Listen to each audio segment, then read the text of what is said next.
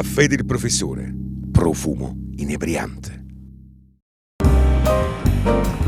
Caffè del professore. Bello alla vista, buono al palato.